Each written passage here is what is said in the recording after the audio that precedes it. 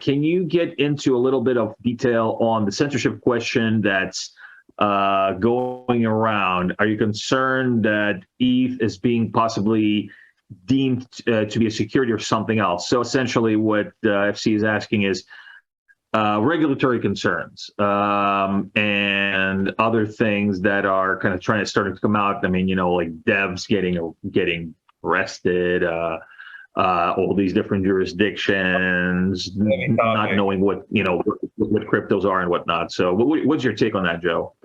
Well, let's start with the censorship question, because I think that's a good place to start this discussion. You have basically two primary forms, okay? Even last year, there was a Bitcoin mining pool that, was at least advertising that they were going to start censoring transactions kind of on the base layer. Basically, they, had registered as a company within the US and wanted to try to play within a certain subset of rules to protect that entity, right? Now, I guess with this latest Tornado Cash drama, there's certain fears of consensus level, which, is basically figuring out where transactions are coming from and censoring them from coming into blocks. Yeah, that definitely needs to be a concern, because that is a potential attack vector from a third party that we may not want to be involved in our industry.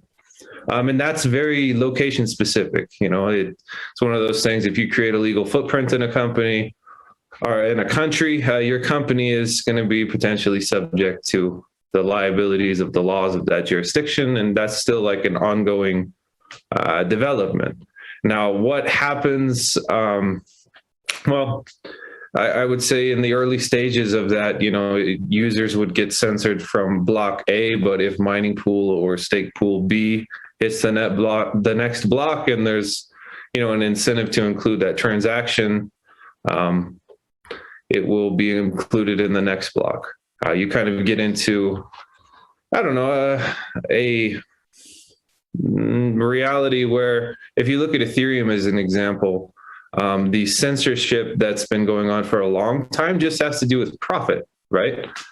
Miners are the custodians of block space, and so they've been using, both MEV and, their own way to maximize the fees and gas involved in transactions. So, they're already sorting the mempool in their own way. This is just a way to potentially do it for private companies that, are trying to play by the rules. I'm not a big fan of that. I would say if I run into a mining pool doing that on Ergo, I'm pointing my hash rate somewhere else, right? And I would recommend everybody else do the same. That is one benefit of proof of work, is that the actual hardware that each pool is supported by, they don't own, they don't custody it. It's not within their control. It's localized throughout the mining community. So we do have a tremendous flexibility to shift from pool to pool. That takes,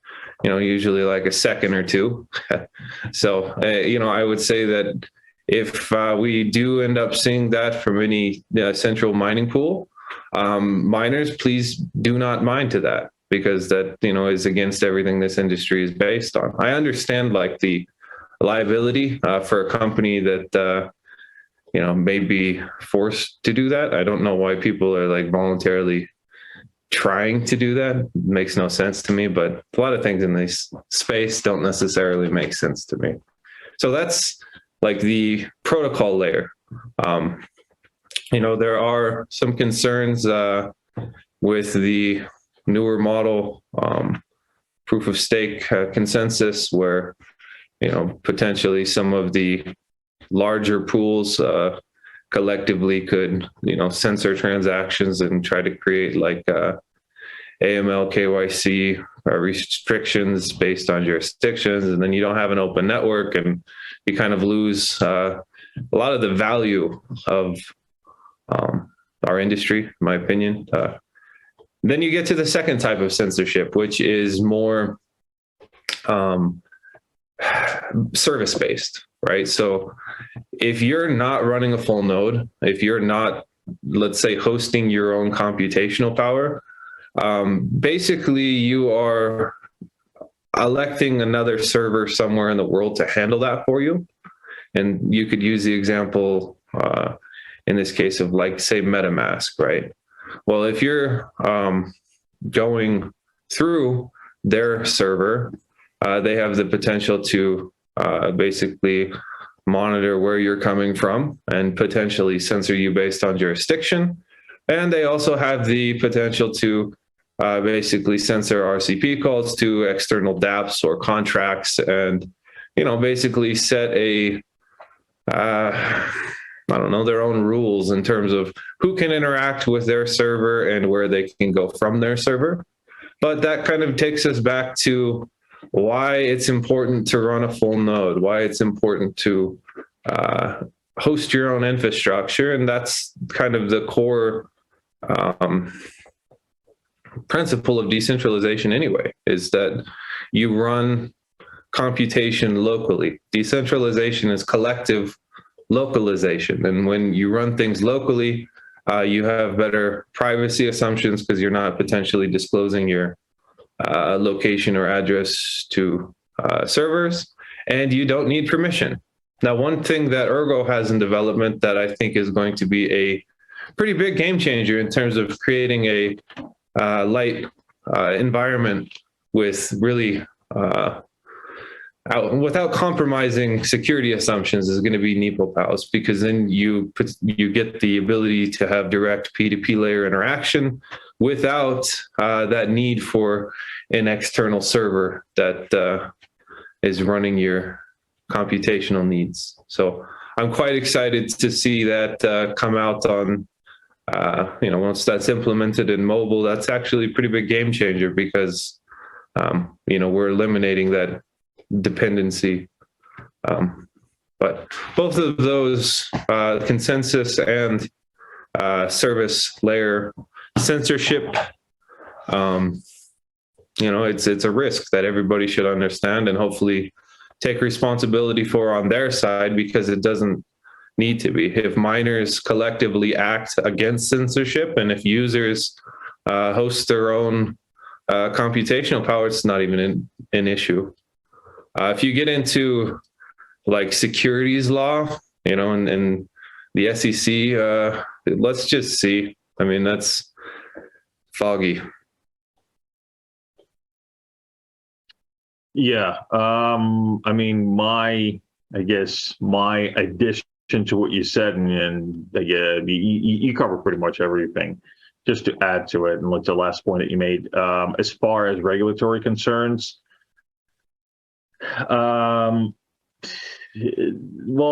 just have to look at, say, regulations for the internet, right? How many times have there been regulations that have been made to try to control all these different things on the internet, and in the end, how many of them succeeded, right? So, of course, your basic laws, right, of the dark web type of stuff, something that's obviously harmful, like some stuff that to do with basically giving directions to people how to hurt other people. Yeah, okay, that's censored, right? Different types of what is censored, but really the bottom line here is that they couldn't really censor that much if you look at the grand scheme of things, right? So you can do quite a bit on the internet still, and it's grown exponentially. In the past 25 years, it has grown exponentially, at where some countries actually had to really put up a wall, like the Great Firewall of China, because they just can't control it. I believe that blockchain tech and crypto and all these things that are just basically they're trying to regulate right now ultimately are too big for them to really try to have total control over. There might be regional censorship, right? there's always going to be regional censorship for currencies, just like with anything, right? With payments. I mean, if you look at it, there's regional censorship for payments. In fact, going a step further, there are payment networks that can deplatform countries because of targeted censorship. And so I think that in the end, in the macro scale of things, I believe that there is going to be enough freedom for us, or a freedom rule for us, to be able to utilize P2P cash and utilize what really the core, I guess, concept behind what crypto and the blockchain is. We're going to be able to utilize it. But yeah, we're going to have pockets of censorship. We're going to have countries that are just not going to go with it. They're going to try to outlaw, try to censor, try to criminalize it.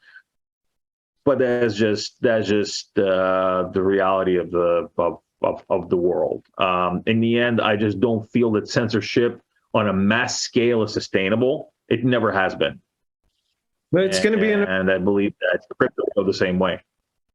It's going to be interesting. You know, I know a lot of people look at like the SEC, and to some degree they have the ability to interfere with like liquidity flows, but yeah, in terms of like an adversary, I think OFAC is definitely a much bigger boss than, you know, Mr. Gary Gensler and what he's trying to do. I think OFAC is just a bigger adversary to the nature of the space in general. You know, the SEC can interfere with exchanges and you know, potentially listing assets, but the reality is, if you look at the early stages of crypto, regulatory arbitrage has always been in place on like the commercial side, and there's always a profit incentive. So, you know, if he overacts, all he's going to end up doing is offshoring talent and companies. But OFAC's a different animal. I would say that's a beast that I think we need to be more cautious of in terms of just the power that they wield. Yep.